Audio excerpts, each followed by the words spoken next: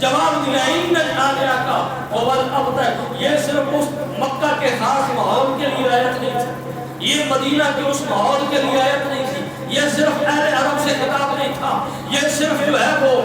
پورے ہندوستان یا برصغیر کے لوگوں کے لیے خطاب نہیں ہے، یہ اس زمانے کے لوگوں کے لیے خطاب نہیں تھا، قیامت تک آنے والے ہر دشمن رسول سے یہ بات تھی کہ جب بھی جس وقت بھی جس ماحول کے اندر بھی کوئی میرے محبوب سے دشمنی کرنے کی کوشش کرے گا، اپنے اقتدار کے نشے میں ہوگا، اپنی طاقت کے نشے میں ہوگا، جب میرے مصطفیٰ سے دشمنی مول لے گا تو میں رب اعلان جنگ کرتا ہوں، اور میرا اعلان جنگ یہ ہے کہ محبوب کا ذکر ہوتا رہے گا، اس کی نسل میں ڈالوں گا، اور یہ رب کا وعدہ ہے۔ یہ حضور کے ساتھ ٹکر لینے والے مسلمانوں کو کمزور سمجھتے ہوں گے، وہ یہ سمجھتے ہیں کہ شاید مولوی کمزور ہے، بات نہیں کر سکتے، یہ ہو سکتا ہے نہ کر سکتے۔ آج لوگ کمزور ہے، فلسطین کے حوالے سے کسی نے بات نہیں کی، نہ کر سکتے ہیں جس طرح کرنی چاہیے، لیکن ہم کمزور ہیں، ہم نہیں کر سکتے، لیکن اس کا چیلنج موجود ہے کہ ان شانئک هو الابتر، تو لہذا مصطفیٰ سے دشمنی لینے سے پہلے یہ بات ذہن کے اندر رکھنی چاہیے، ہم کچھ کریں نہ کریں وہ ضرور تمہیں بے نام و نشان کر دے گا، وہ تمہاری نسلیں مٹا دے گا، تمہاری۔ اب اس سے بڑھ کر اور کیا بات کی جائے، عقل ہوتی تو خدا سے نہ لڑائی کرتے، یہ گھٹائیں اسے منظور بڑھانا تیرا، فرمایا کہ اگر عقل ہوتی نہ حضرت غازہ عقل ہوتی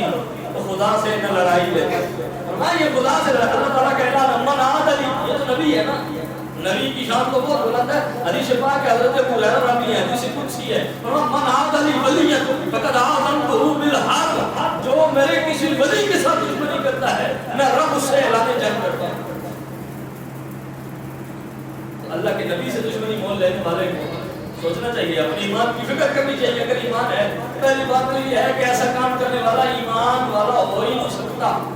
اور اگر بالفرض کسی کونے میں کوئی ایمان کی رمق موجود ہے تو پھر سوچنا چاہیے کہ میں دشمنی کس ذات سے مول لے رہا ہوں، میں ٹکر کس کے ساتھ لے رہا ہوں۔ جب ولی سے ٹکر لینے والا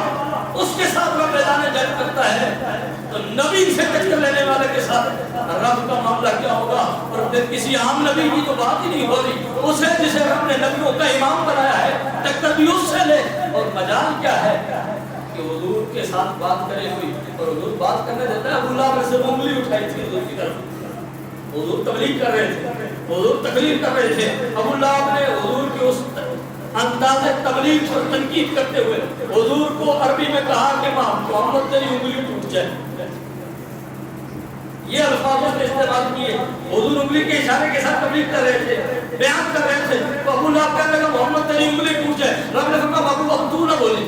اب آپ کو بولنے کی ضرورت نہیں، اب تیرا صدیق نہیں بولے گا، اب تیرا عمر عثمان علی نہیں بولے گا، یہ بولیں گے اپنے وقت پر، اب میں پہلے بولوں گا۔ تبت یدا ابی لہب وتب، ابو لہب کو بکواس کرتا ہے کہ میرے نبی کی انگلی ٹوٹے، فرمایا میں رب ہو کے اعلان جنگ کرتا ہوں، تیری انگلی نہیں تیرے دونوں ہاتھ۔ اور یہاں پر بات ختم نہیں کی، رب کے غصے اور غیرت کا اندازہ تو لگا،